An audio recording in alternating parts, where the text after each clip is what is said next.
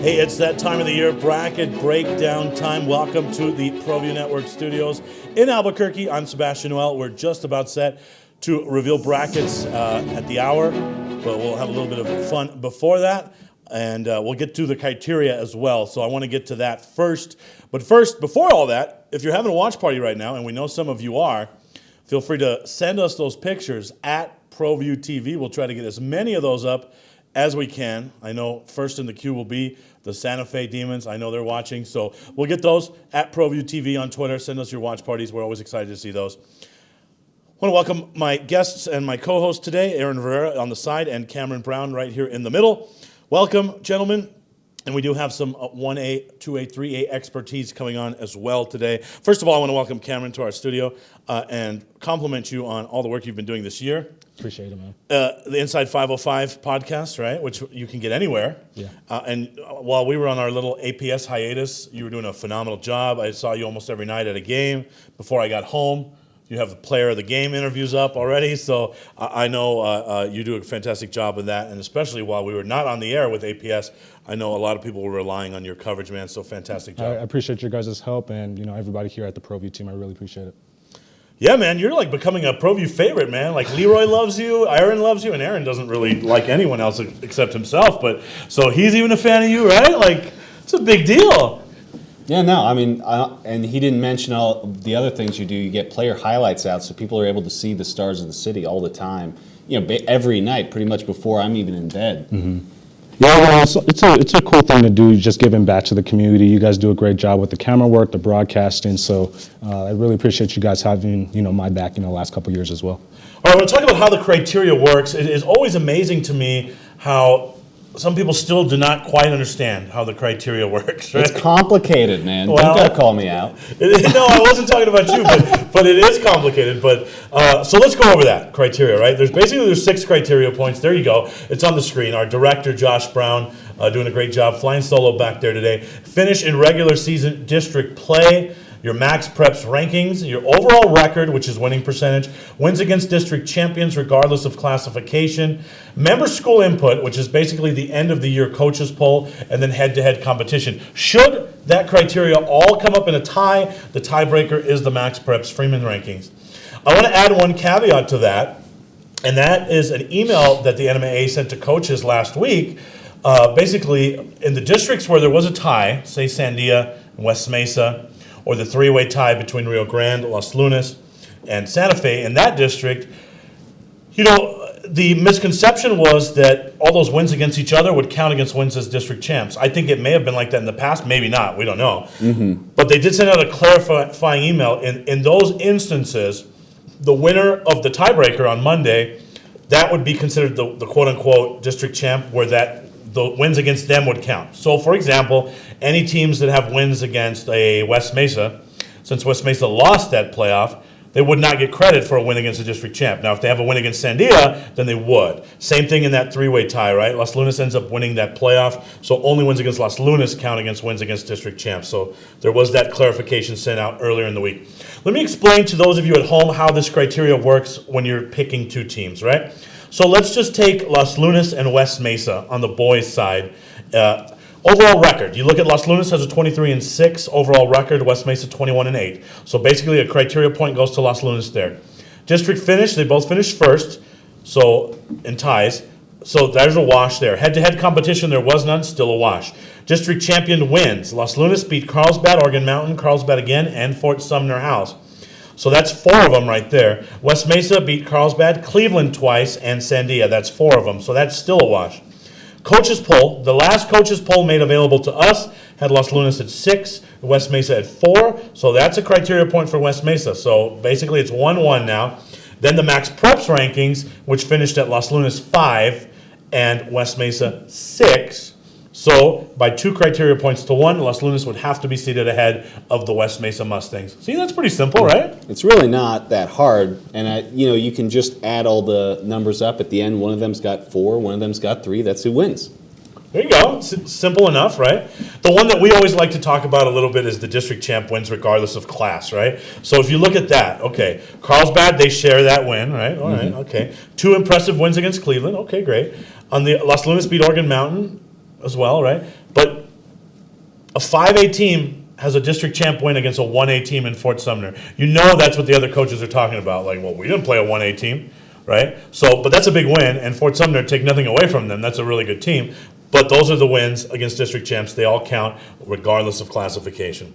So that's pretty self-explanatory, right? Yeah, and Yeah. I think it's good to have those because otherwise, if you don't disregard the different classes, then 2A teams might not be able to get 3A or 4A opponents. So some of those teams that are on the top of those classes that want to play against tougher opponents won't be able to get some of those because the teams in the upper classes say, well, can I find somebody that will give me a criteria point? Right. You know, when they're making their schedule at the beginning of the year. So those help to not only diversify the games we see, but also give some of those other teams more competitive games. And when you play in a tough district, getting those district champion wins, could definitely help you against, some other teams in your district as well. Case in point, the Del Norte Knights win against Pecos, right? That's a big win for them, district champ. Were you there? I was there for the last knew it. 4 minutes. I knew it. Okay, I was actually covering Socorro and Sandia Prep that day. Rushed over to Del Norte for the final 4 minutes. You've done that a few. I've been at Del Norte, and all of a sudden I see you appear out of nowhere. Right? So That's how that happens. Also, though, scheduling has gotten a lot tougher because APS schools finally get to schedule their own schedules, right? Thank you, Adrian Ortega. Athletic directors, coaches finally get to make their own schedules, right? That was an extreme disadvantage to APS schools, but scheduling does become tougher. Take, for instance, the Volcano Vista Hawks girls, right? The Hawks girls team had trouble getting in-town opponents early in the season. oh yeah.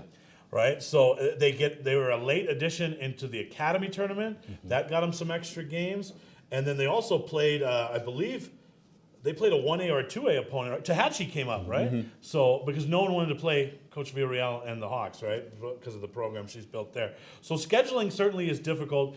Geographic things matter when it comes to scheduling. So yeah, that whole district champions, regardless of class, it's there, it's important. I know a lot of people would like it to be of an equal class or higher, but that's not the case. It's regardless of class. You guys Yeah, ready and for a again, little watch people party? would just want to disregard it completely because we had, I think, the only loss on the season for Kirtland Central, other than to Gallup, was to Farmington. So Gallup, for Kirtland Central to play against a team like Farmington is huge for them because Farmington's one of the best teams in the state on that girls' side. So if Kirtland Central want to tune up against a team, they should play against Farmington. And if Farmington can't get anything out of it because beating Kirtland Central means essentially nothing, then why would they want to play that game? And Yeah. I agree. I think, when you've had this, little, criteria process the last couple of years, I think everyone should know like what they're getting themselves into. But for those that, don't understand it, this is pretty much, the best way to break it down for them. And the NMA rightfully responds with, hey, you guys ratified this, right? So this is something that the member schools vote on. So, and I think it is, obviously the only thing we don't know is the end of the year coaches poll, right? The member input. Everything else, it's cut and dry, right? So that's, I think, my favorite part of Selection Sunday is always online. Getting accused of having a northern bias or this or that, right? Or the NMAA has a northern bias, or they're trying to make money, or this and that, right? But the criteria points are so cut and dry. And I think JP does such a great job explaining them and doing head-to-heads and really getting in front of any kind of, questions that the general public always has. Guys ready for a watch party? Watch parties, our director Josh Brown says there's watch parties. Let's take a look at the first watch party. I think it's Santa Fe, isn't it? That's the Demons right there. Nice. Santa Fe High ready to see where they're going to be playing in the opening round. So that's a good-looking group right there. Coach Cole has had a nice season. They're scrappy. Let's start with Santa Fe since they're the watch party. And by the way, JB's right here with us. Sir. So let's start with Santa Fe. A scrappy team that certainly has not, they're not as dominant as they've been in years past, but I think it speaks to Coach Cole and his program that they're still right there in the mix. Talk about Santa Fe, Cameron. I think, they're honestly been one of the, more underrated teams this year. You talked about that district with Los Lunas, Rio Grande, and Santa Fe. It's been a tough district, this year for them. And, Lucas Turner's had a really good season, Santiago. And, Coach Zach Cole's done, a really good job, having his guys prepared for this year. Now, they're not a big team, Aaron. So if you look at some of their potential opening round matchups, I mean, we don't know yet. Obviously, brackets don't get released until the top of the hour. But it could be a potential tough one against Cleveland. If they run into Stratton Schufelt and the size Cleveland has, plus the athleticism, Los Lunas, Oregon Mountain, Carlsbad, any one of those teams could be their potential opponent. I mean, Santa Fe is a nice squad, but I think if they run into a team with a lot of size, it could be trouble. I agree, and that thing you talked about before about how you don't get all those district wins against Rio Grande, again, they only get the Los Lunas win. They might have hoped that would push them up and give them a little bit easier of a chance, but they'll probably be pushed down as a result of that. And on the road, it's a little tougher for Santa Fe. They tend to play really, really strong in Santa Fe, so having to play on the road for a first round game, that's going to be tough, especially, as you mentioned, against some teams that probably have bigger guys on the squads. But I can also tell you, if you put the shoe on the other foot, whoever they're facing, the coach on that other side, they're probably saying, man, I thought I was going to have an easier opponent in the first round, because no one wants to see a Zach Cole coach team in the first round. No, almost never. I mean, especially they've been shooting good. The games I've gotten to see against them, when they can really get that shooting hot, there's not much ways to stop them. You mentioned the Rio Grande Ravens, so let's segue to Coach Armendariz and his Ravens. First of all, it's always nice to see what they're doing over there. First and foremost, the health of Jonah Lopez has to be a prime talking point heading into the state tournament, Cameron. I think so. He's definitely become, one of the better players, the last year or two. Talk about the season that they've had. I believe it's going to be their first playoff appearance, since, 2016. So, like I said, they've had a really good year. They're another scrappy team. Santiago Gonzalez, their big man's had a really good year. But, Coach Armendariz has, had a really good coaching job, this season. Aaron, can you do an Armendariz impersonation for us?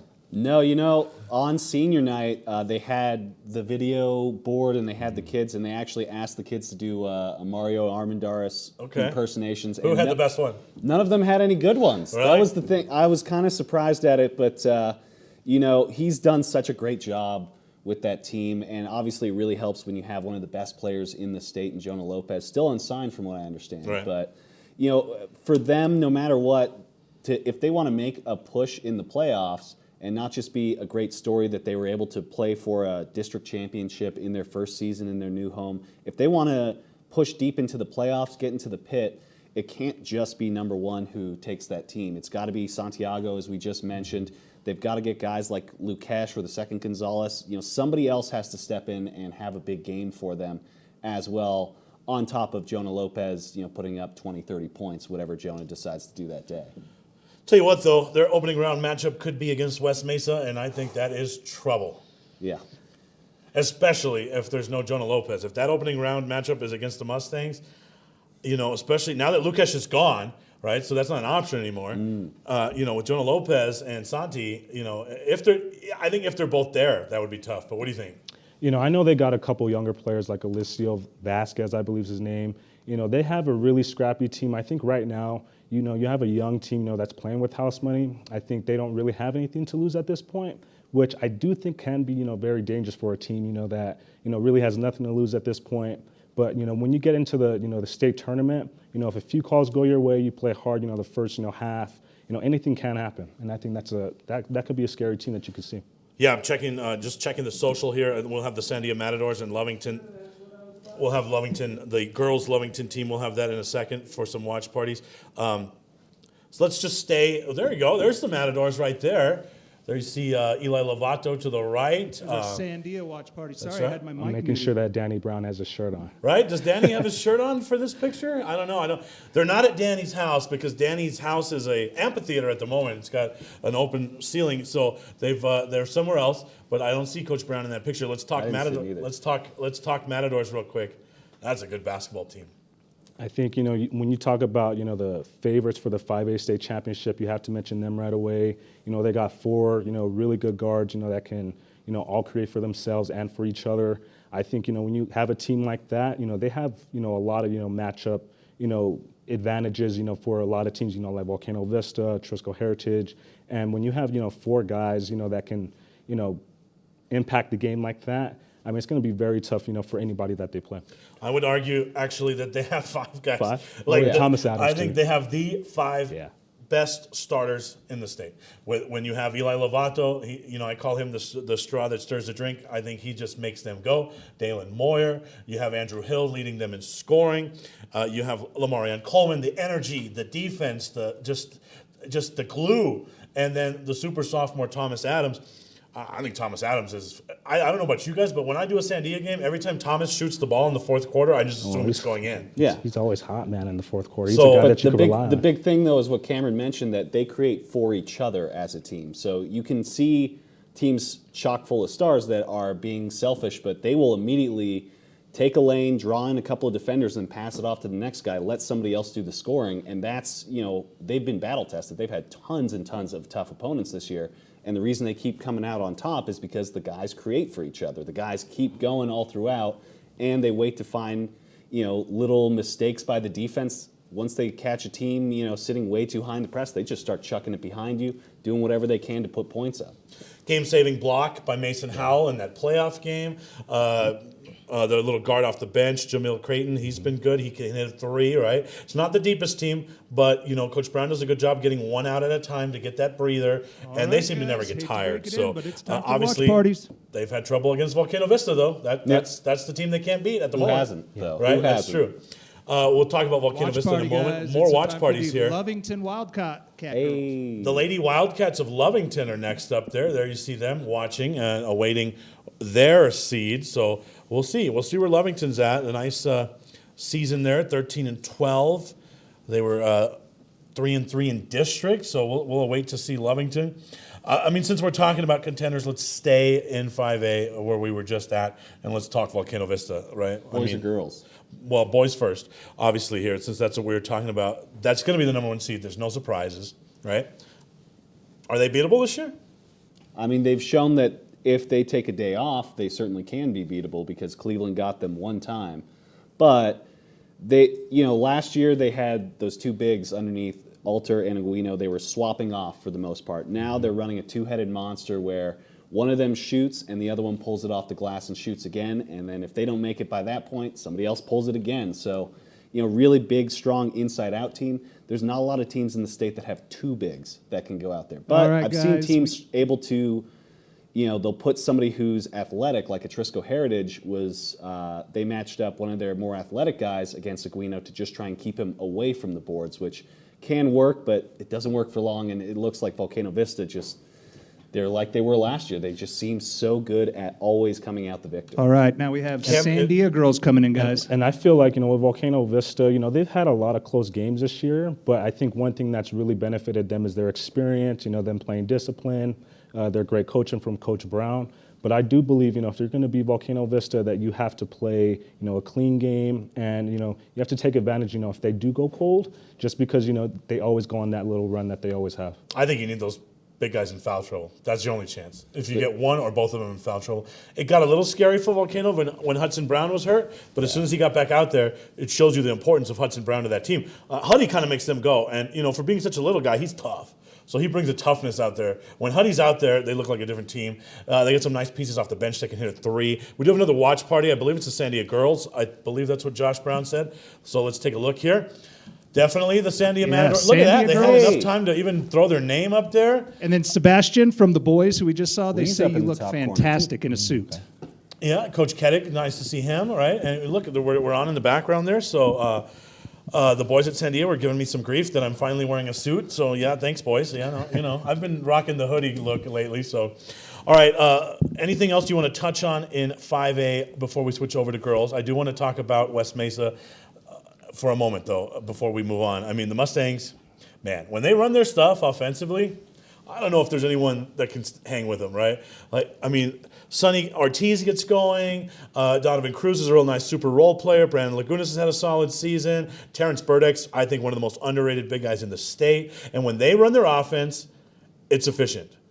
When they can't get into their offense, then it's like, okay, Sonny needs to go off or someone needs to create individually. And then, oh, by the way, Elijah Brody, the district's player of the year, gives him that dimension where he can go downhill every play if he wants to. He can shoot from the outside. How good is West Mesa? Are they a serious threat to a title here, Cameron? I think they're a serious threat. You've seen them have some success against Sandia. They've beat Cleveland twice. I think the thing with them that makes them dangerous is that, it could be anybody's night. You talked about Sonny Ortiz getting hot, Elijah Brody being that in-between guy. I think, when you have a team like that with that much weapons, that's a honestly a really good problem to have, that it could be anybody's night.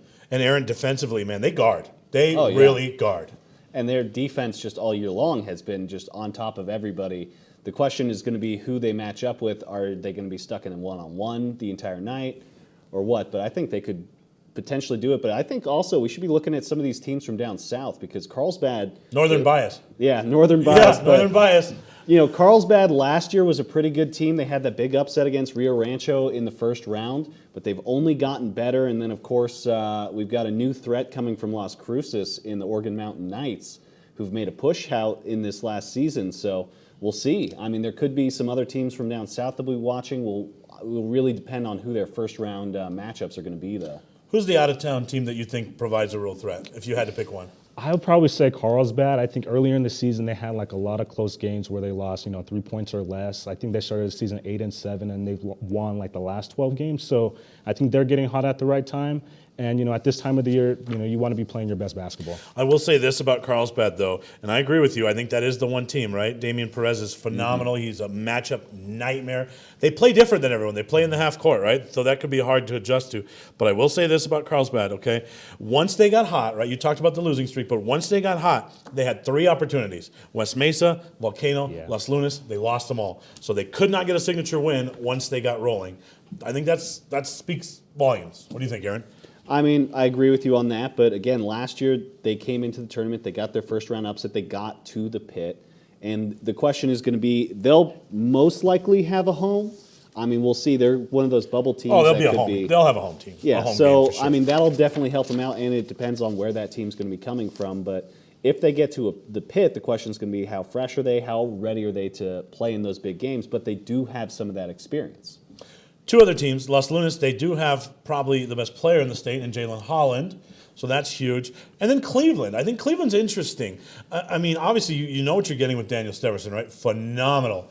What he did in district play was just something else. I think the key to that team is Schufelt. He provides muscle. He provides some size. And, you talk about he's a football player, but he's a good basketball player. Mm-hmm. Just because he didn't play one year, like he played AAU with Amari Brown, he played AAU with Judah Casals, he played AAU on some really good teams, right? So Strat is a basketball player too. Don't just dismiss him as a football guy. But, if he goes out and sets a screen, you got a step and a half around him if you're a guard. He's so big. And, you saw how they struggled when he was out of the lineup, right? I think, with them, he kind of reminds me of Tyler Martinez from Volcano Vista last year. He's going to come in, be physical, have some size. He's going to rebound for you. And I think every single team needs a guy like that. And I think, he has a huge impact on the game, every time that he plays. And they have the ultimate winner and the ultimate leader in Nick, right? I mean, Come on. That guy just wins. Guys gravitate towards him. I mean, another football guy, right? But Nick Trujillo is a phenomenal athlete. He put a couple of guys on posters this year, and he's just a winner. That's what you want. You want winners. I think Cleveland's a team where if they get to the pit, they could be trouble. Something about Coach Jimenez's teams in the pit, they perform. Well, they're not that long off from winning the state championship, but also, Remy Albrecht, right, a kid who came in last year, when he starts putting that ball up from range, all of a sudden you look at the scoreboard and it just keeps tick, tick, tick, tick for Cleveland. And, I think this year, obviously, they were trying to get that district victory over Volcano. They lost that one. They then lose to Rio Rancho at home. And so in both of those, from what I remember, the problem was they kind of lost Schufelt. He had to come off. He couldn't be that dominating presence, as you're mentioning. And for, when you lose your biggest guy playing a team like Volcano, then they've got 2 big guys who will just start dominating you on the inside, and then you got to find somebody else to get those rebounds. They couldn't do it, but. All right, let's talk about the girls. Let's give them the attention they deserve. The number 1 seed is no surprise at the top. It's Hobbs. This is district championship number 107 in a row for Joey Carpenter, right? So I don't think we're surprised there. They were also the Metro champions. You talk about another team that really struggled to schedule games, right? No one wanted to play Hobbs. So Coach Carpenter was really thrilled that he could get in the APS Metro tournament. Again, thank you, Adrian Ortega, right? So he was thrilled that he could get in that because he got some pretty good games out of that tournament, right? They were able to beat Sandia in that tournament. So it starts with the Hobbs Eagles. Let's talk about them. They've been to the championship game the last 5 years in a row. So I think, every single year is going to go between them and Volcano Vista. If you want to win a state championship, you have to be prepared to see one of those 2 teams at some point. I thought Volcano Vista would struggle this year with guard play, and boy, was I wrong. Mari Manzanares, just finds TT every time. The guard play has not been a problem at all. Coach Villarreal has done such an amazing job. Volcano Vista, I wouldn't be surprised if they were lifting that trophy at the end of the year. Aaron, what do you think? I think until somebody proves they can really beat them consistently, yeah, they've got a loss to Farmington on the year, but I mean, until somebody can prove it. Yeah, until somebody can prove it, though, I can never really question Coach Villarreal. And in the district district playoff championship just the other day, Mario Manzanares wasn't really in the game a ton, and yet still they had all these phenomenal guards taking that ball out. And Sky Nguyen, and then 23 as well. Mila Espinosa. She was shooting well, and TT also in that game wasn't the most dominant force, and yet still they were able to just keep running that score up. It honestly reminds me of Volcano Vista from last year, where Natalia Chavez can come out and just destroy teams on her own, but sometimes she doesn't show up, and all of a sudden Jalen Bates has a ton of points, or TT Hill has a ton of points, or you even see Kennedy Brown would come out and have a 12, 13-point game that would be the difference in that. And I think she's got that. Coach Villarreal's got that again with this team. You mentioned Farmington there. One of the few upsets in district tournaments was La Cueva, finally beating Farmington in the district tournament championship. So talk about those two teams, Farmington and La Cueva. I love La Cueva going into the playoffs right now. I think they're hot. I think they're playing well. They're gelled nicely. The chemistry looks good.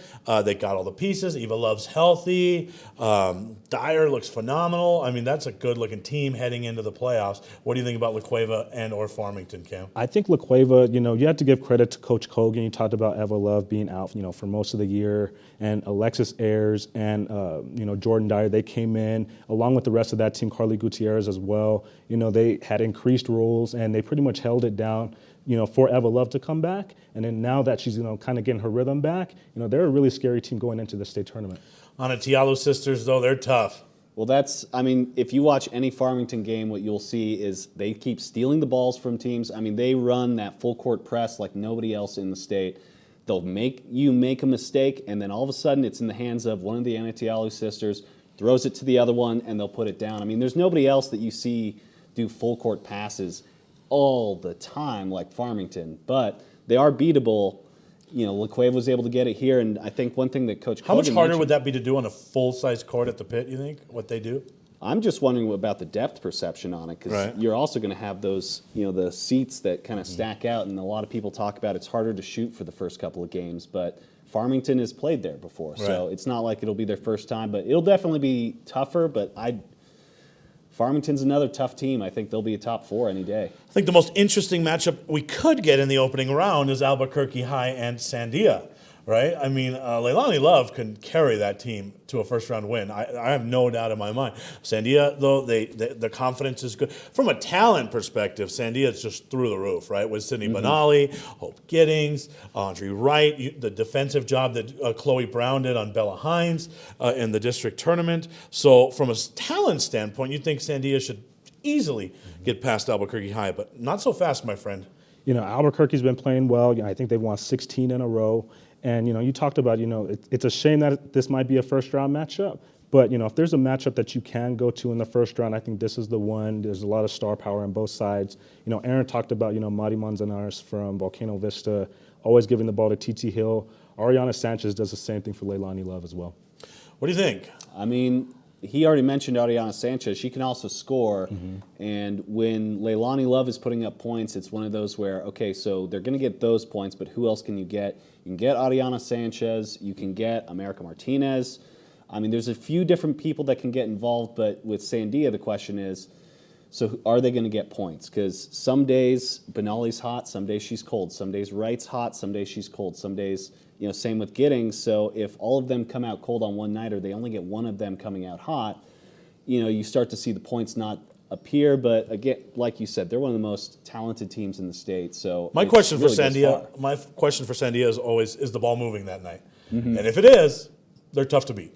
Well, I mean, we were talking about before, Cameron, how Audrey Wright has the best backwards passes, no look behind the back like it's nothing, over and over again. Wright can just keep doing it, and it confuses me. You could say she has the right stuff. Oh, goodness. All right, here's one more question, 5A girls, and it revolves around Bella Hines, right? The best player in the state, Bella Hines. Can she single-handedly get El Dorado out of the first round? I think so. I think, when you're that talented, all the attention's going to be on her. And we've seen at different points this year, one of her teammates, shows up and they have a big night to take some pressure off of her as well. And if they can play some good defense and the other team is cold, anything can happen. Potential opponents could be Carlsbad, La Cueva, Centennial. You see a possibility that Bella Hines could get El Dorado past one of those 3 teams? I mean, it all depends because, yeah, she had 51 points the other night, but then she followed it up with, I think, 18 points the next night. So if it's 51-point Bella, then, yeah, she's Hollywood Hines that night. If it's 18 points, Hollywood Hines. then, Hollywood it's over. Hines. I'm going to use that one. I was told that her mom dubbed her. Okay, that, I so. use Bella Buckets, but I like Hollywood Hines. Well, here's another thing, though. All right, whoever gets them in the first round, that Sandia game is going to be the blueprint. That double team, that face guard, the job Chloe Brown and her teammates were able to do on a constant double team, that's the blueprint on how you guard her moving forward, right? I think that's definitely the blueprint, but I do think with a great player like Bella Hines, who also has a high basketball IQ, I think she can definitely figure it out and find different ways to put her imprint on the game. Well, you need to have a dog player like Chloe Brown because Chloe putting that face guard up, she's a player that has the energy, she has the tenacity to do that. If you don't have that player on your team, then you really can't use that blueprint. You're really just going to a double situation. You have to have somebody who has that aggressive level. Speaking of a face guard, someone that gets face guarded a lot is Shane Dumas Sanchez. So let's switch our attention to 4A boys. Obviously, we think Academy will be the number 1 seed there, right? And Highland being the number 2, so no surprises there. I don't think 4A is as deep as it's been in years past. So some 4A thoughts there. I mean, going back to literally what we were just talking about with Shane Duma being guarded all the time. Against Hope Christian, they had Perry, I can't remember who was guarding him the whole way. Perry was guarding him a lot, and then they bring a double, yeah. But either way, they had the dog, and as long as Duma was covered, he could only put up 21, 22 points. It was a very winnable game, but it wasn't Perry who was guarding him. But if he'd been able to shoot a little better, Hope would have won that day. And so that's what you're going to need if you're going to beat Del Norte. But the other team that I look for on that side, St. Pius, they've got those big guys that they can get stuff done underneath. But if Kolb isn't scoring that day, then it kind of disappears. All right, I love Kolb's defense, man. He can go out and guard anybody's guard. Academy, Highland, is that a sure thing? You think Pius? Who else could maybe disrupt the 1-2 matchup in the championship? I think Hope Christian can. I think they're led by... They're hot right now. Yeah, they're playing really good basketball right now. They're led by Coach Murphy. Jet Wyckoff's playing really well. They've played Academy twice, really well. And I think, with a team like that matches up, really well with a lot of different teams in 4A, I think they can make a run. When I compare Academy and Highland, I think I like Academy's front 5 a little, just slight edge over Highland. But then 1 through 9, I think Highland has a huge advantage. They're much deeper. You remember when Highland's main guys were suspended earlier in the season for some disciplinary issues? Those other guys stepped up. They played a ton of minutes, and there was no drop off. So now Coach Woody's got 9 guys he can go to. I could see Academy's legs being an issue by Saturday. I think so. I think when you talk about the state tournament being pretty much every day, maybe having 1 day break if you keep advancing, I think that definitely can be an issue. But I think at this point of the year, everybody is having that same problem. But I think right now, Highland's championship experience might give them the edge. I do agree with you, though, what you said about Hope. It's weird how they're flying under the radar. No one's really talking about them. That's a really good basketball team with Wyckoff, with Perry. They got some nice shooters on the outside. And it's Coach Murphy. So come on, Murphy. Right? And they're peaking at the right time. So despite their setback in the district tournament championship, I think I wouldn't want to run into Hope. I think Hope, like you said, they're playing, the best basketball of the year for them right now. And I think, right now, that's what you want at this time of the year, just because, you want to go into the state tournament with a high note. All right, indulge me, guys. Is there any way my Knights can make a run this year? I'm not going to indulge you. Yeah, I think so. I don't want to bet against, Shane Domas Sanchez and Coach McIntosh. Yeah, it just looks like this year it's not in the cards, but you just never know, right? I think the key to Del Norte is going to be who else, right? Yep. They have to have a huge tournament out of Roman Heilman. Obviously, the freshman Francois Satchivi has come on as of late, but that's been inconsistent. I think it's Roman. I think the key to their success is Roman. I think it's Roman. I think Esteban de Vargas, he needs to, come in and make some shots, from behind the arc as well. But, Del Norte was an 11 seed last year. So, you never know. I'm just crossing my fingers for a first-round matchup against an out-of-town team. I think they go if they get an out-of-town opponent first round, they'll win. And the weird thing is they're not guarding as hard as they're not playing as hard as they have in the last 2 years. So there's definitely some things Coach Mack has to fix. All right, we're going to take a commercial break here. We got some more watch parties. We'll try to figure out what we're doing during the commercial break, and we'll come back with more and hopefully some brackets on the other side of this commercial break. I think we got brackets. All right, we'll be back.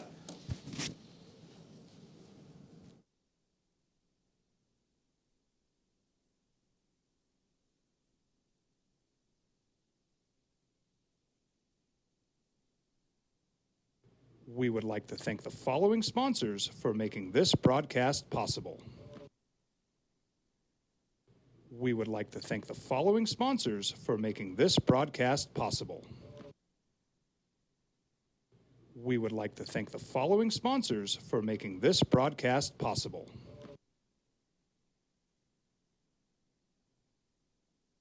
Sometimes it's the small things that make life easier, like never worrying about being declined at an ATM when only cash will do.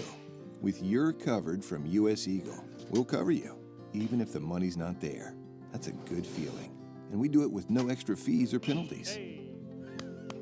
It's called trust, and we think that's important, especially if we're asking you to trust us.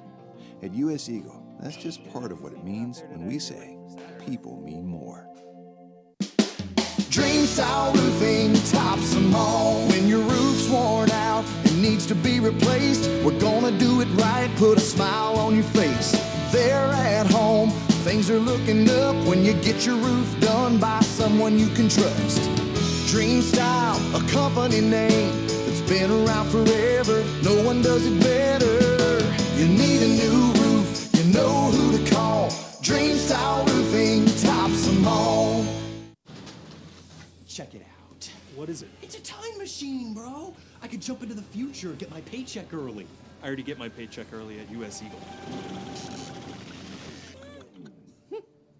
Get your paycheck up to 2 days early with US Eagle Early Payday. Now's a great time to have your checking with US Eagle. Time machine. Your girlfriend breaks up with you in 22 hours, 53 minutes. Wait, what? Seth? Well, I'm going to the frontier, walking to the cashier, order up a root beer and a number one. Cover it with green stuff, one scoop is not enough. Find a booth is real tough, back by the Duke.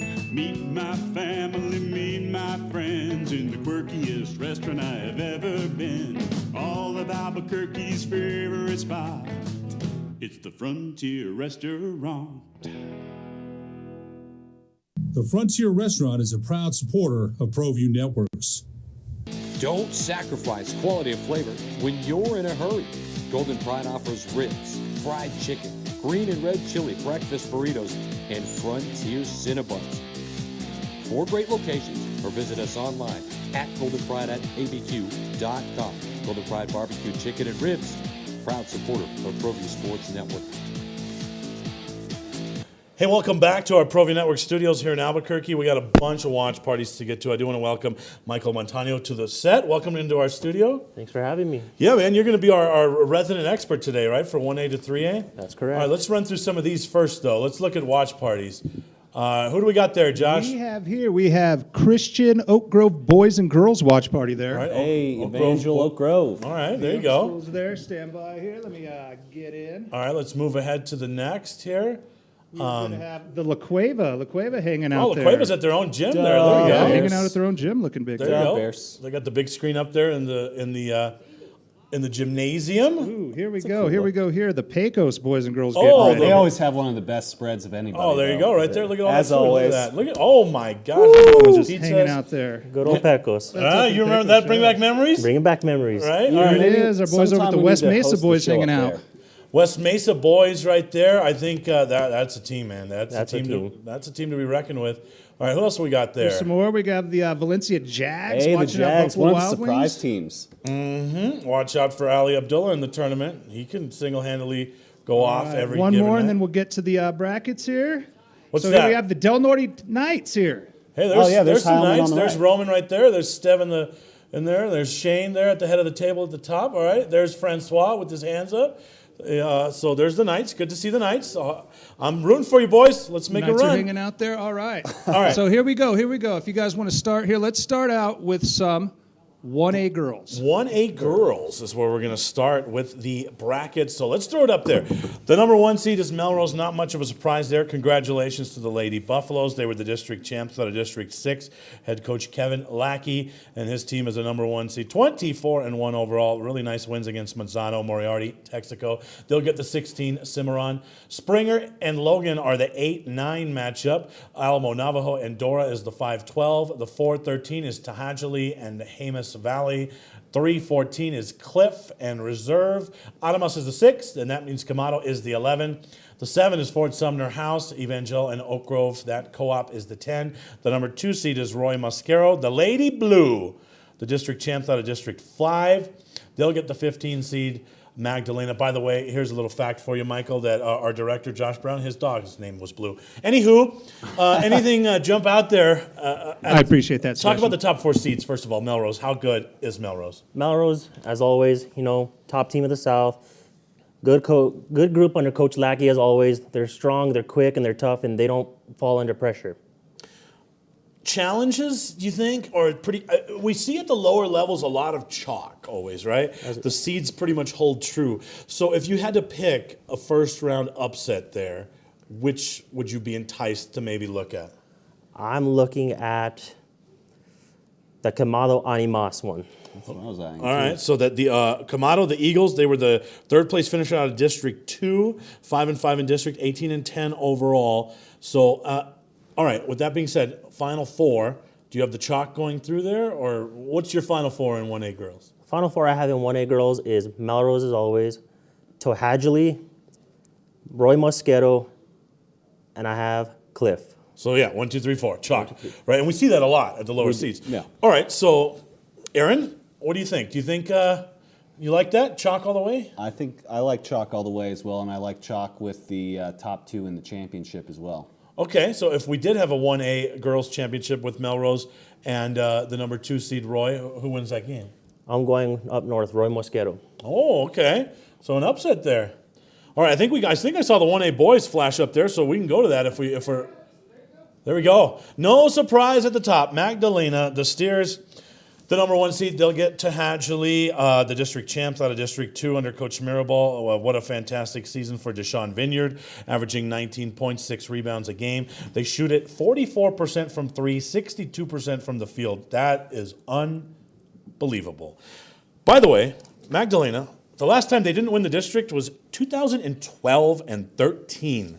They were 14-2 that year. And a kid by the name of Tyler Julian had 28, 10, and 8, and that was not enough to beat Tahajali. That's how far back you have to go when Magdalena wasn't number 1. The 8-9 is Logan and Legacy Academy. Coach Zeller has certainly done a nice job in his first year there for the Silverbacks. Cliff and Evangel Oak Grove there, that's the co-op. They're the 5-12 matchup. Maxwell and Clovis Christian is the 4-13. The 3 is Melrose. The 14 is Mesilla Valley.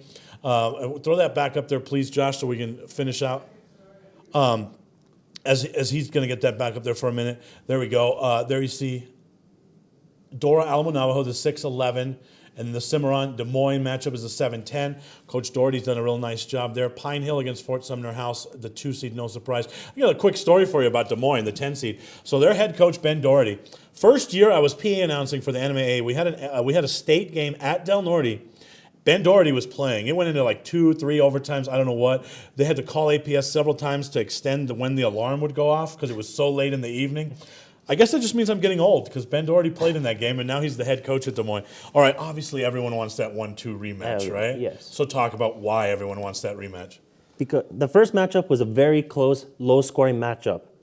Magdalena, they didn't shoot their best at that game, but they still got the win. Gave Fort Sumner another loss to a small school, but Fort Sumner, on the other hand, has played well tougher, bigger schools. Artesia, lost to Los Lunas, which is, in my book, that's respect. Yeah, I mean, they went in that Artesia tournament, and boy, did they benefit from that, didn't they, Aaron? That was impressive. And, I mean, just to play against those big teams, that we were talking about that with wins over district opponents, That's how you find yourself a couple and try and sneak over the top of the team that hasn't been beat all year. Well, only once all year, so. They've beat Artesia, Alamogordo, Santa Rosa, Jal, Legacy Academy, Texaco. You mentioned that game. That was their lowest field goal percentage of the year. They only shot 35%. Only 35%, huh? Well, when you shoot 60 for the season, right? Here's some more for you. They've had less than 10 turnovers in 10 of their games. They've had over 20 steals in 6 of their games. Can anyone stop Magdalena? You seem to think Fort Sumner House can give them a game. They can, because that first matchup was not balanced offensive, but I feel like it was a good defensive game as well. All right, you going to go on that limb too, Aaron, or you like Magdalena?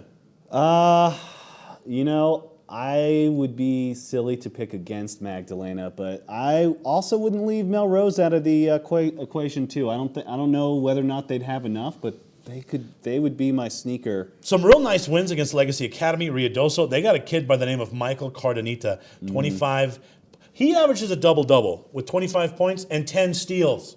Who averages double-doubles with steals, right?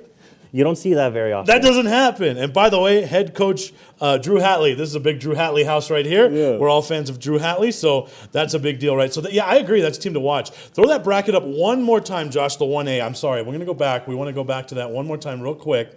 And it's behind if you had to pick a first-round upset, what would you pick?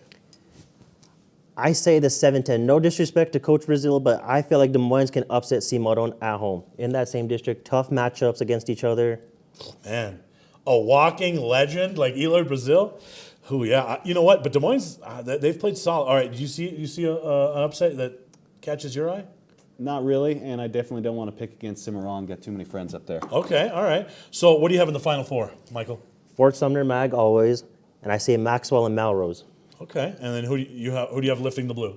Fort Sumner. Wow, upset. You like that, or you go Magdalena? I think Magdalena beats Melrose. I'd take Magdalena as well, but I will say it's going to be against Fort Sumner House. All right, let's go to the next one here as the brackets keep coming in here. By the way, we want to thank our friends at US Eagle, proud sponsor of this bracket breakdown show here. So the 2A girls is what we're going to go to next, I believe. There we go, the number 1 seed. Congratulations to the Lobos. Escalante, the district champs out of District 5 under Coach Brian Gonzalez. They were 9-1 in district. They'll get the 16 Lordsburg. The 8-9 is Santa Rosa and Clayton. That's an interesting one. Tatum is the 5. Pecos is the 12. Capitan the 4. ATC the 13. Laguna Acoma is the 3 against Manal. Congratulations, Coach Sharon at Manal. Longtime assistant under Lori Mabry. Gets her Panthers into the tournament. The 6 seed is Dulce. The 11 is Penasco. The 7 is Texaco. Mescalero Apache is the 10. And the 2-15 at the bottom is Mesa Vista at 2 and Eunice at 15. All right. You see a first-round upset there? I say Clayton over Santa Rosa. Okay. All right. So the 9-8, that's always a pretty flip-flop game. You see one there? I mean, I really want to pick Coach Max over Laguna Acoma because, I mean, I had her when I was in high school, but I don't really see any big upsets. I think Laguna's probably pushing their way towards the championship. I like it. I got them going to the championship game, too. I don't know. Every sport that I see Laguna Acoma play, they're just so good at it, especially the girls out there. They're balanced, right? Aren't they? They're very balanced. So you don't know who's going to beat you any night with Laguna Acoma. Talk about that team. So Laguna, they're a well-balanced team. One person will have an off night, another will just carry that team, and all the girls will feed off of that team. So let's say, hey, we got to help her. She can't be carrying us alone on a good night. Is Escalante the clear favorite, or do you think a 2 or a 3 could win that? I say Escalante wins it this year after losing on a last-second shot last year. They're starting to play well-balanced, more calm, more as a team now. Okay. So what do you like there, Aaron? What do you like? Do you like the 1 seed getting all the way through? I do, but as I mentioned, I like Laguna Acoma to push their way to the championship with them. I could certainly see that. All right, 2A boys is next, I believe. All right. You know, by the way, like, how many state championship medals do you have from your time at Pecos? So I have 6 team state titles and 5 individual. 2 from basketball. 3-peat in cross country, and the only school track and field championship. How does that make you? How many medals do you have total? 11. How many do you have? None. So that gives us You're- 12 you're total. wearing- 12 total. You're wearing an ascot. So, Hey, I got one. all right, so this one's close to your heart, obviously. The number 1 seed is Pecos, no surprise there, against McCurdy. Then the 8-9 is Eunice against Tularosa. The 5 is Santa Rosa against Rehoboth Christian. The Panthers of Manal are the 4 seed against Lordsburg. The 3 is Texaco against Dulce. Escalante is the 6. Mesa Vista is the 11. The Jowl Panthers are the 7. Clayton's the 10. The 2, ATC. Congratulations to the Phoenix. You know, first district championship. And then they had a really nice district tournament. They got a guard. They call him Juju. Man, he can go, right? He can go. Can he go all the way to the championship? That's the question. I feel like he could carry that team to the championship. This is a really, very well improved ATC team under Coach Bobby Romero. That team can play. They're quick. They know how to guard in your face. They're unstoppable. And they shoot it, right? They can shoot the ball. They move it well. But then they do have a guy. They get it to Juju, and they need a guy that can just create. He can do that for you. He can definitely do that. He's not afraid to drive to the basket, shoot the 3. He'll take you one-on-one no matter what. Pecos beat Espanola, St. Mike's, Robertson, and ATC in another very impressive campaign for Pecos. Aaron, do you see anyone standing in Pecos' way? Anyone in their way? I don't see it. I do see an upset that I like on that side of the bracket. Oh, though. please tell me more. There's a cat fight that's going on the bottom side of that bracket, the Lions and the Lynx, and I think that the Lynx, the district champs, they might have enough in them to push their way, get into the QFs, quarterfinals. What do you think? Santa Rosa, that's a pretty good team. Santa Rosa is a really good team. They're quick. They know how to press you and pressure you, but they have off nights, and once they get off, it brings them down. I like Texaco at the 3, too. They have a really athletic guy by the name of Javon Askew. He's quick. He's very quick. How does anyone guard that kid, man? He's so quick. He is very quick. He knows how to flash past the defense and get easy layups time after time. He's not afraid to drive to the basket. Two guys, 3 guys coming at him, he'll just take it no matter what. Manal are the defending champions, right? So we shouldn't really discount them. And they got a guy by the name of Prashant Chauhan, 16 points, 12 rebounds a night. I did a game of theirs earlier in the season with Joe Coleman. Coach Coleman said that kid will be playing anywhere in the city for any 5A team. He's impressive. It's a deep team. Can Manal repeat? I see them meeting up at Pecos in the Final Four, and that game will be like how it was in the championship. Very quick, very good, very high scoring. Do you see an upset? Do you see the same one Aaron sees, or do you like anything else? I like that one, but I also like the Mesa Vista Escalante upset. Okay. All right. So then your championship, Aaron, is who versus who? You know, this is also a big Gary Boatman house, so it's hard to pick against Manal. Yeah, but love Coach Boatman. I do see the ATC, Pecos, the chalk. That's, I think, unstoppable at this point. Okay. I'm going to deviate from that. How about you? I see Pecos, Texaco. That's what I got. I got Pecos, Texaco. I think Texaco, I think ATC, the experience just not there yet, right? Like, I think that could be their only, I mean, I wouldn't be surprised if they made it through, but I think Texaco could possibly trip them up there. And I wonder if ATC has the depth also, again, with the legs at the pit. But, you know, the Phoenix have made a pretty nice season out of surprising naysayers, haven't they? They have. They could rise from the ashes, you might say. Huh, you might say. You might say. Before we move on to 3A, let's check out some more watch parties here. Are we going to do watch parties or 3A? Oh, watch parties. Let's do watch parties real By the way, quick. you're watching the U.S. Eagle bracket breakdown show. Who's this, Josh? This is Clayton. This is the Yellow Jackets of Clayton. Jackets of Clayton That's a hanging out good-looking down gathering there, right? Pretty big crowd there. Who else do we got here as we're scrolling Here we through? go. Hot Springs. We have Hot Springs. Hot there. Springs, the Hot Springs Tigers, on the Coach Bean, projector. one of the few upsets on district saw tournament Tigers. Saturday. They won their district tournament, right, Michael? All right, here we Upsetting go. Socorro in overtime. Manny Ortero. Coach Otero, the West Mesa, waiting to see where they're at, right? See if they can make an upset run this year. All right, who else we got Here are here? your El Dorado girls. El Dorado girls. We talked about Bella Buckets earlier and the El Dorado Eagles. If they can maybe get one in the first round, then who knows what happens. All right. Who else we got? Here we go. And the Bosque Bobcats. The Bobcats. Bobcats. Bosky. Coach Clifton Davidson and his crew. We like that. All right. So with that said, we'll just segue right All there right. into some 3A girls. 3A girls is the next bracket we want to look at here. So no surprise at the top there. Robertson. the Cardinals, the district champs out of District 2 under Coach Jose Magic Medina. They beat Hope and St. Pius. They'll get Hot Springs in the opening round. At the bottom there, the 2 seed is Navajo Prep against Dexter. If you go with the 3 seed, that's Santa Fe Indian against Ruidoso. The 4 seed is Tahachi against Socorro. Rounding up the bracket there, Theru and West Las Vegas are the 8-9. The 5-12 is Tucumcari and Cuba. And then we have Sandia Prep and Crown Point at 6-11. The 7-10 is St. Mike's and Zuni. Robertson is the number 1 seed. Upsets in the first round. Michael, anything? I see Crown Point and Sandia Prep. Oh, you like 2. Or you like that 6-11 matchup. 6-11. Okay, so you think Crown Point can take out Sandia Prep. What about you, Aaron? Do you see one that sticks out at you? I mean, I just kind of want to ask about that one. So what's that Crown Point team built up on? Because Sandia Prep is a team that when they can feed that big underneath, I mean, Micah Wan is one of my favorite soccer players in the state. Mike is definitely one of my favorite basketball players, too.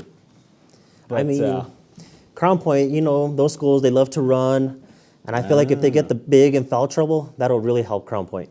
Yeah, it's definitely hurt them. But other than that, it's hard to look at anywhere else on there that I could see anything being too dangerous. I think St. Mike's has that one. Santa Fe Indian School is rocking this year. They're so rocking. They're going to be a team. I mean, I think the top 4 in this could really be, I mean, one of the best semifinals that you could see. I happen to think that the championship will be played in front of a sold-out pit between Navajo Prep and Tahachi. How big of a crowd would that be if those 2 teams met in the championship? It'll be loud. Well, do you remember? Can that happen? Can that happen? I could see it happening. Well, Tahachi had filled up the crowd last time that they had a state championship team, so I would love to watch it, but it'd be hard for them to get through Robertson. That's a really great team up there. I mean, I think they've got a back-to-back chance. Tahachi, though, has played an incredibly tough schedule. They actually played Volcano Vista. Okay, they beat Gallup, they beat PV. So no one in that classification can say they played as hard of a schedule as Tahachi. What do you think? That's correct. I mean, Robertson has played some schools in the Clovis tournament like Centennial and them, but Tahachi has played the toughest schedule out of 3A girls. I like St. Mike's too, man. Like, I don't think you can count St. Mike's out to win but if they just weren't right there in the bracket. I like that team, but just bad matchup in the second round, right? All right, let's move ahead now. I believe we have the girls or the boys bracket here in 3A. There we are. So 3A boys, the number 1 seed is St. Michael's. Congratulations to them. They'll get the Rattlers at 16. The 8-9 is Tahachi against Socorro. Crown Point versus West Las Vegas, The Dons are the 12, and the 5 goes to Crown Point. The 4-13 is Sandia Prep against Newcomb. The 3 is Robertson against Santa Fe Prep, the 14. The 6 is Bosque against the Warriors of Ruidoso at 11. The 7 is Santa Fe Indians against Hot Springs. And then the 2-15 is Navajo Prep against Cobre. Upsets, do you see any in the first round? I like the Socorro upsetting Tahachi. Tell me more. JJ Grego, phenomenal coach, former Lobo. His group, when they get going and they keep scoring and dropping buckets, they can find a way to win. They work as a team. Defensively, they're not Defensively, great. they're not great. Defensively, no, but It's a shootout then. it'll be a shootout. Okay, so that might be fun to watch. Aaron, anything stick out for you there? Not exceptionally, although I think it's always tough to pick against Hot Springs because that's one of those teams, from just down south of here. Yeah, they'll be having to cut through Albuquerque on their way up there to play in Santa Fe, but Hot Springs is a team that knows how to play up and down the court really good, so we got a chance to see them when they played at Hope. I like Hot Springs. If there's any upsets, I would look at that one. I think Robertson gets through on the bottom. What do you think? I feel like that matchup at Navajo Prep in the Final Four will be a tough matchup for Robertson. No disrespect to them, but Navajo Prep is a well-balanced, phenomenal team. Right. So what's your championship game in that? Navajo Prep and St. Michael's. With who winning? St. Michael's. So you're convinced? St. Michael's is good, but once you get them falling apart, it's over.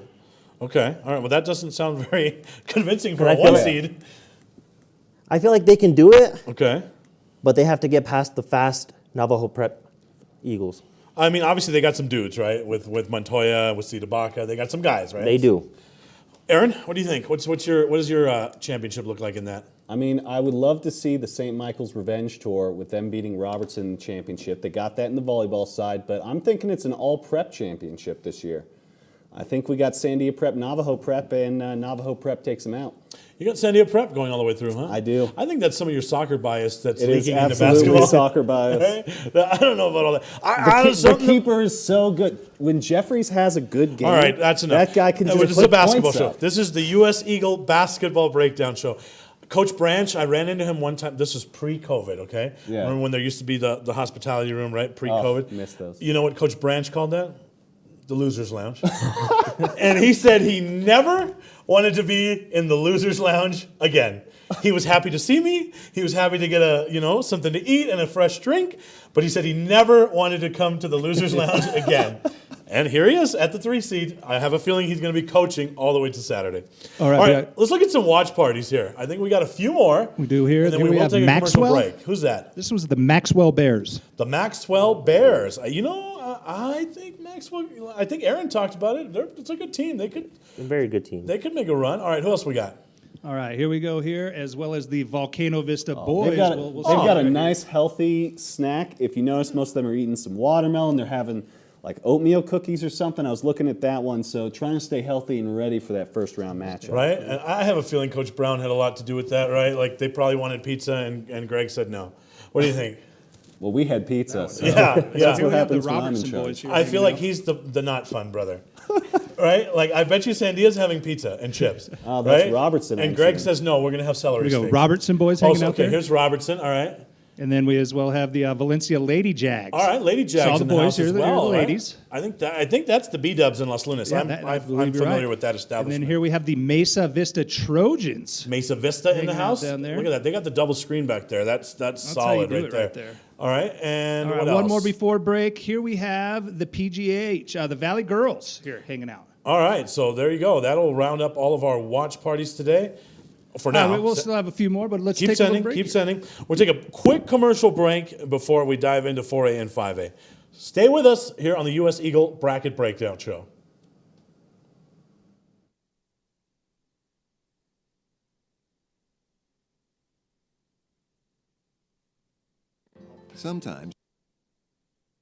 Sometimes it's the small things that make life easier, like never worrying about being declined at an ATM when only cash will do.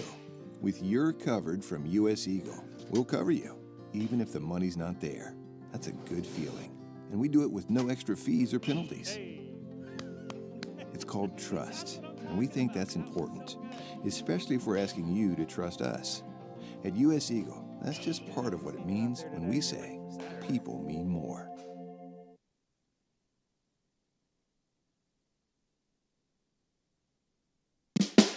Dream style roofing tops them all. When your roof's worn out and needs to be replaced, we're gonna do it right, put a smile on your face. There at home, things are looking up when you get your roof done by someone you can trust. Dream Style, a company name that's been around forever. No one does it better. You need a new roof, you know who to call. Dream Style Roofing tops them all.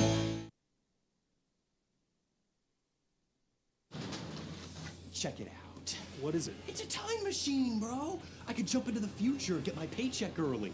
I already get my paycheck early at US Eagle. Get your paycheck up to 2 days early with U.S. Eagle Early Payday. Now's a great time to have your checking with U.S. Eagle. Time machine. Your girlfriend breaks up with you in 22 hours, 53 minutes. Wait, what? Seth? We're back. We're all checking our social media for watch parties. Yeah, They we're are looking out for that, for all the people sending them to right. us, 'cause So we got a bunch. keep sending. We got the Cleveland Storm coming up. We got, who else did I look at there? Coach Armandaris. All right, let's see. Here they are. Hey, that's I recognize that smiling, cheesy face. That's Jared Story, who took over as the girls' coach at Socorro. That and is. what a job he did. Right. That's Socorro there. Socorro Great hanging job out. for Warriors. All right. There's our Valley Girls hanging out. Valley again. Girls, the Vikings. Here We'll we get to go. The 4A Pecos bracket. Panthers hanging out. Pecos again. And by the way, what a great job Michael did, There's right? boys and girls hanging out Do you have there. 11 medals? Yeah, no. No, I don't either. That's I unbelievable. wish I did. Cross country, Here we basketball. go. Here's your Cleveland Storm hanging out. Oh, there's the Cleveland. Why is there no food? Come on, Coach Jimenez. Sean, come on, Sean. Well, you know what it is. No one was there to pay for the food for Coach Jimenez. That's why there's no food. okay. That's what it was. Exactly. Here we go. Here's the Rio Grande There's boys. the winners. Ravens. Look at that. The Rio Grande Ravens. I was expecting them to be at Pericos, which is now proudly owned by their baseball coach, Orlando Griego. I thought they'd be at Pericos for sure. Who's that? Here's our Robertson boys. Robertson boys. The Cardinals in the house. There we go. Here's our Hope Christian girls. Hope Christian girls. There's a sneaking Yeah, team. yeah, that's a good team. Coach Cole's done a really nice job with them. All right, couple Here's more. our ATC ladies. ATC, the Lady Phoenix. All right, there we go. All right, and last one. Then we'll jump back into back. Last one. I recognize Charles Lopez Burton right there in the front. That's the Vikings. So let's. We'll get to them in a second. I don't know which bracket's first, so I don't want to jump the gun here. But I do have some thoughts about Valley, by the way. Oh, yeah. All right. So what's first? we go. Josh We're Brown, our gonna keep director, is it the going way to throw we- one up, and it's for a girls. No surprise at the top. Kirtland Central, the Broncos. They'll get the 16 Deming. The 8-9 is Bloomfield against Highland. So the Hornets will hit the road. Artesia's the 5 against the 12 Moriarty. Hope Christian's the 4. They'll have a home game against Lovington. St. Pius is a 3 against Portales, the 14. Los Alamos has a home game against Valley. Silver has a home game against Valencia. The 2 seeds Gallup against Albuquerque Academy. I want to congratulate Coach Batches. Couple of years removed from just being down in the... That program was just... they were struggling to compete. Much, kind of like the Rio Grande boys, right? They were really struggling to compete, and for the Charger girls to get in the program, it warms my heart as a personal note. I want to congratulate Coach Batches. All right, is there any way we avoid another Kirtland Central Gallup matchup? And do we want to avoid it? I think we don't. Well, that game that they had for the district tiebreaker last Tuesday, Gallup's winning with a couple of minutes up on the clock, and it's almost a sure thing. And then Kirtland Central does what they do. They run that press, they steal the ball, they put the ball down a couple of times, and Gallup had their chances to win that game back, but Kirtland Central wins it. They obviously played again just the other night in the tournament game, but that game was exciting to watch, and I'm not a big fan of watching on Pixelot, and I watched it on the Pixelot. So, how about the job Bree Rohde's done at St. Pius? I thought maybe they were going to be a little too young still, right? But man, they're growing up fast. St. Pius is looking good, Cam. I think Alyssa Mays, their star player, she's had a really good season, averaging 17 points per game for them. I think that's definitely a team to keep your eyes on for this tournament. All right, with that being said, do you see a first-round upset? I don't. I think this is the one where, I think each of the top seeds are going to be good, but I like Valley Vikings girls. I think they play a really nice style where, it's a low-scoring game, they control the pace, and I think if they can take care of the basketball, I think anything can happen. Do you see an upset there, Aaron? Well, I have not seen the Silver girls play, but I have seen the Valencia girls play, and they're one of those teams that they've come out this season and shown that they're not the old Valencia teams. They are a team that can really play. So, I haven't seen Silver play, but if I'm looking anywhere on that list for one, I'm looking at that 7-10 matchup. All right, who's your winner, and who do they beat in the championship? I'm going to go out there and say Hope Christian will beat Gallup in the championship. I like Hope Christian's duo of Kathleen Obasicki and Alyssa Vigil, and then they have a really nice third star in Charlotte Bitsoy. So I think Hope Christian's going to be my pick. You think can they handle Kirtland Central's press, Aaron? No. To put it in perspective, last year Juliana Aragon scored 15 points on Kirtland Central. That's what she averaged at the college level this year in the RMAC.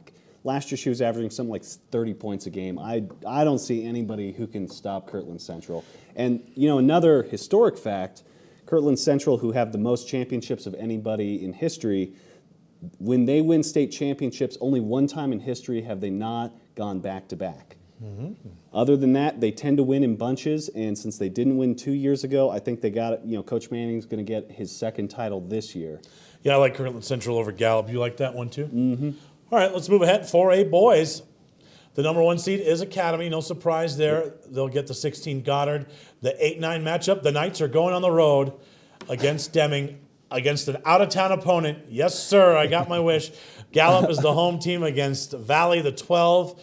Artesia's the 4 against the 13 Valencia. The 3 is St. Pius against Silver. The 6 is Hope against Kirtland Central. The 7 is Taos against Portales.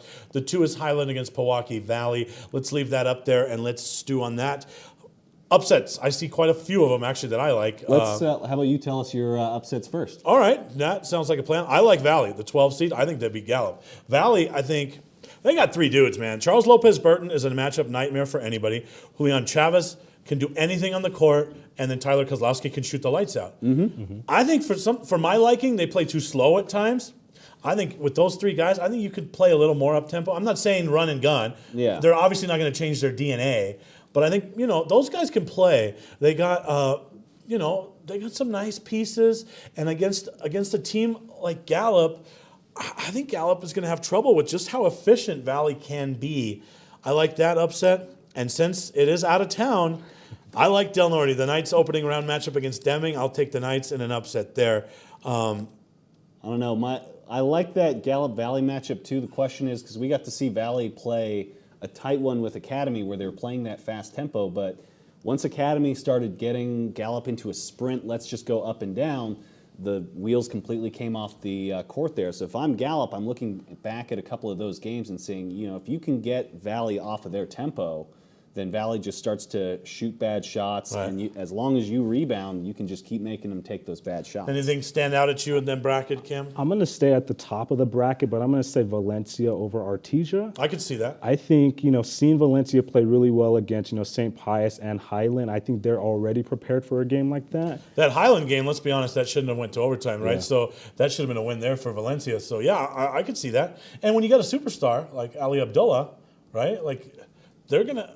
Of course, Artesia has a stud of their own. Yeah. Yeah, like you said, I think it's going to be a good game, but I think, Ali Abdullah, they have a lot of other really good pieces with Richie Baca, Fernando Enriquez. I really like Valencia. We've seen them in the preseason. They impressed us a little bit. And, kind of like what we were talking about, with Carlsbad earlier, they were in a lot of close games early in the season too, and they've actually picked it up in the second half of the season. Before this came out, I really liked Taos, but I think that second round against Highland, that's just not going to happen. If they had another matchup in the second round, I could see Taos advancing. But all right, so who's your championship? Aaron, you go first. I'm going to go probably Pius out of the bottom. No question, Academy out of the top. Artesia, as you mentioned, they've got that. So you think star. you think Pius can get Highland in the semi? I think that they've shown that they can beat Highland. I'm not doubting plenty of times here, and it's tough because every time that I pick against Artesia in bracket shows, I'm always wrong. Okay. So it's tough for me to not pick. Coach Mondragon is screaming Northern Bias right now. I can tell you that. My phone's going to light up in the next commercial, I'm sure. But, Academy, that team is just it's star-packed. You got Joe Jack. You've got Justin Mask is one of my favorite players. McCleskey. Not to mention, McCleskey. Not to mention, of course. Primetime Kellen Garris? Yeah, the guy who's heading to follow his dad over at Rhodes College, Right. play some, great football. It's really hard to match up against Albuquerque Academy. And, of course, A.J. Rivera as well. He's a guy who can post up and be physical. You don't expect that out of a guy who plays quarterback in high school. I think if Artesia gets upset in the first round, I think Valley goes to the semis. Mm-hmm. Okay. Artesia Valley matchup, I think I would favor Artesia. Coach Mondragon is going to say, hey, we got a nice team here, you Northern Bias, us poor Bulldogs, playing in their $1 million stadium, wah, wah, wah, right? But, it's a nice team, but I don't know, man. Like, I just think Valley's good. I know their record says they're an average team. They got 3 dudes. Well, Charles Lopez Burton's one of those guys who, across sports, he's one of the most athletic dudes in all sports in the state, and he can be physical, but he can also shoot and drive. Right. They had Del Norte on the ropes. They were killing Del Norte in the opening half, and Del Norte goes back and wins that game. And I think Valley could have pulled that out pretty easily. If Valley would have just traded baskets the whole second half, they would have won that game, right? So, all right, let's move ahead here. Do we have watch parties or one more bracket? Let's get rid of the last 3. All right, we have a couple we more got a watch couple- parties here. Couple more watch parties.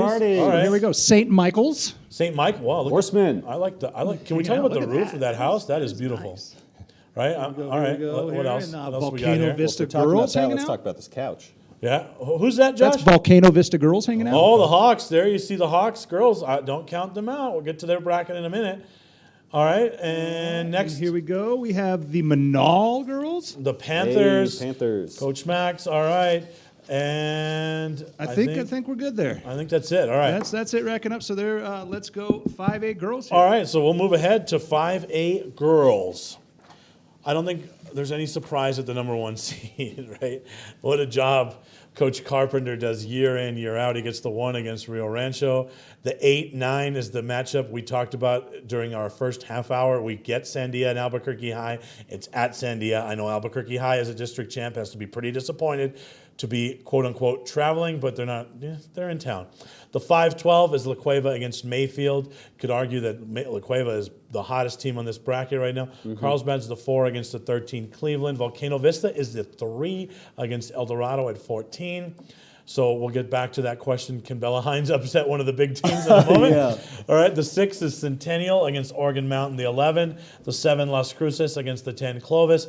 The 2 is Farmington against the 15, West Mesa. Some district reacquaintances happening there. All right, anything stand out other than that huge 8-9 matchup that we already talked about? So let's go past that. What else stands out? I'm looking at a potential rematch in the semifinals between Hobbs and La Cueva from last year's tournament. You know, you talked about, La Cueva getting hot at the right time, and then obviously, Hobbs has been the top team all year. That's something that I'm looking at as a potential matchup down the line. I'll tell you what, Aaron, I don't know how you feel about it, but if I'm Joey Carpenter, I didn't get any favors as a 1 seed. You got to go through Sandia and Albuquerque High in the quarterfinals, and then if La Cueva gets through, which we think they might, then you got to knock out La Cueva in the semi just to get a chance at maybe a Farmington or Volcano Vista. So that's a very tough road for a 1 seed. That stands out to me. Yeah, I think that the 2 and the 3 have it a little easier on the bottom. I mean, not to take anything away from the 2 Southern teams, Centennial and Las Cruces, but I would probably want to take Centennial before I would have to take La Cueva or even Carlsbad at that point. But I do like that Centennial team. They're tough. They got some nice guards. I like Centennial there in that first round, but then I think they struggle against Volcano Vista. Now that you see what's in front of Bella Hines, are you as confident now that Bella Hines can take her team through the first round? I wasn't the one who said that. Look over. Yeah, honestly, I mean, going against Volcano Vista, that's a tall task for anyone, but, unfortunately, I don't think it's going to, play out that way. Tell you what, Las Cruces, Farmington, second round, that's a nice matchup. I really love the job Coach Selby does in Cruces. They got a really nice guard in Cristiano. That's a good team there. So if you had to pick an upset, Cameron, what's your first round upset? I don't know if it will be much of an upset, but I'm looking at Albuquerque High being the 9th seed. They played each other once, and I think with Leilani Love, they can control the pace down the floor with her. And I think that's a scary matchup for, both teams right away in the first round. See a first round upset, Aaron? I mean, I don't want to pick that one, so I'm looking around, and I'm, unless Oregon Mountain, just knowing Centennial very well from district is the only other chance, but I think Centennial's too good for that. I think we might get straight chalk in the opening round. So with that being said, what's your championship game? But I'm taking Albuquerque High as well. Oh, you are? Okay. All right. I can see that too. I mean, the 8-9 I really don't consider an upset, right? But okay, what's your championship game there, Aaron? I've got Volcano. Against? Ooh. Don't do it. Don't. I know you want to. Repeat, baby. Let's see it again.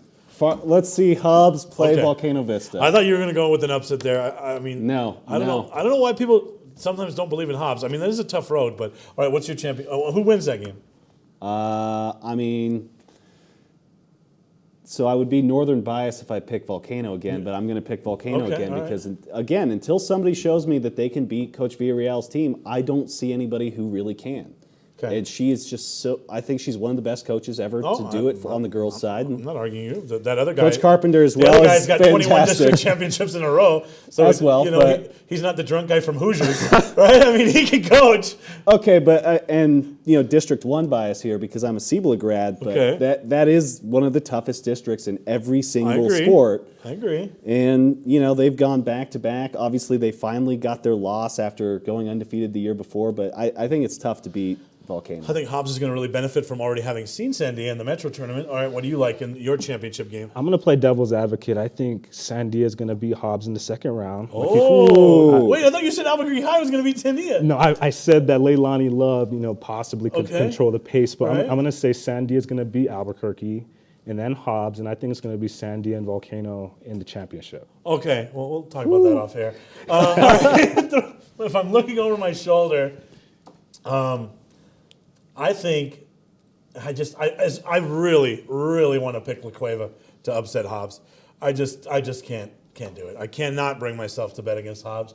That's what I was thinking too. It's impossible. So I'm gonna go Hobbs in the championship against Volcano Vista as well. And as much as it pains me to agree with Aaron, I'm gonna go with the Hawks as well. I think with Hill inside. How many times does this even happen? No, it doesn't happen often. With Hill inside, with the way Manzanares has been playing all year, the rest of those guards, I love what Volcano Vista is doing. Just throw it up one more time, Josh.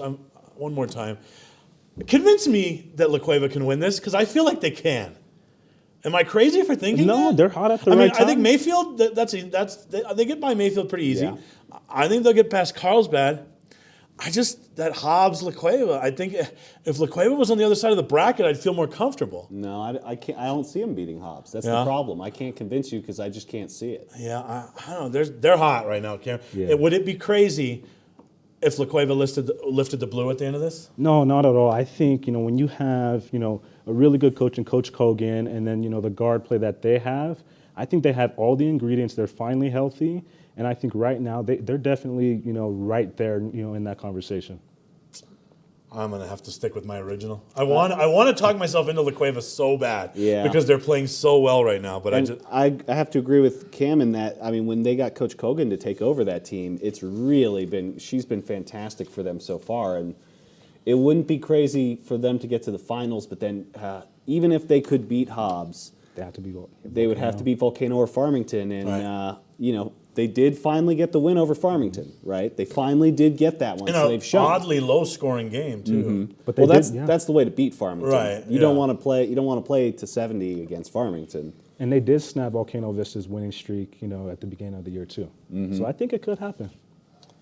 All right, I'm still thinking about it actually. But 5A boys. We'll check back with you after 5A boys. We'll see how the stew is. All right. The 1 seed is Volcano Vista. Congratulations to Coach Brown. The 16 seed is Capital. So obviously that means the bad news comes to Farmington. They're probably the first team out. The 8-9 is Rio Rancho, the home game against Atrisco Heritage. That's a district matchup. Oregon Mountain, the 5 gets the 12 Hobbs. West Mesa is a 4. We kind of went through that, them versus Los Lunas, so we didn't think that would change. They get the 13 Santa Fe. So Santa Fe slips a seed line. The 3 seeds Los Lunas against the 14 Las Cruces.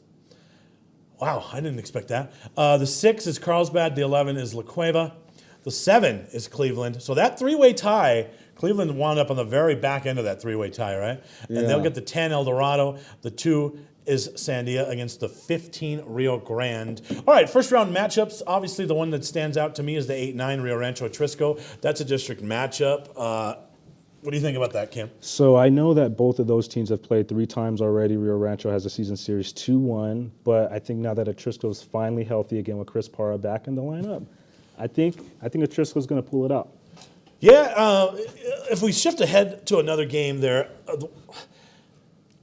I don't know how I feel about West Mesa. I think Santa Fe, in a way, Coach Cole's probably relieved that he doesn't get a really big team with size. Yeah. But West Mesa's tough. I mean, and I think Sean Schreier likes that matchup too. I don't know. I think both coaches are kind of okay with that matchup. The other one that jumps out at the page at me there is that 6-11 and definitely the 7-10. Aaron, do you want to tackle either the 6-11 or the 7-10? I mean, as I talked about earlier, Carlsbad's one of those sneaky teams for me that they just seem to, they were great last year. They've only gotten better this year. And we talked a lot about LaCueva earlier on as well. LaCueva, though, we mentioned that they can sometimes, we were talking about this beforehand, but sometimes they can disappear in games. Yeah, in the fourth quarter, that's a problem. But, they can also, they had that first game against Sandia at home where they really were kind of the dominant team at the end of that game. And everybody was watching them like, when are they going to lose this game? When are they going to lose this game? And they were able to hold on to it. So they've got that in them. I don't know if they can, I don't think they could beat Carlsbad, though. I think the Cavemen look fantastic this year. I think that's a really, really tough matchup for Cleveland.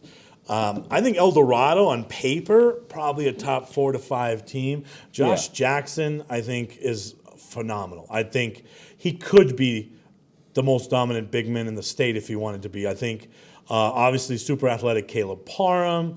I love Mitchell coming off the bench. I love Mike Knobb. Very similar to the Sandia girls, the question with El Dorado is always, is the ball moving? How is the offense flowing? But from a matchup standpoint, they definitely have the dudes to match up with Cleveland. What do you think, Cam? I think, kind of like what we were talking about earlier with Stratton Schufelt going against, those bigs of El Dorado. I think that's a very intriguing matchup. But like you said, El Dorado has that talent that you need, for a state tournament. But I think honestly, Cleveland's the one team that I look at and say, that's a surprise team, if that makes sense.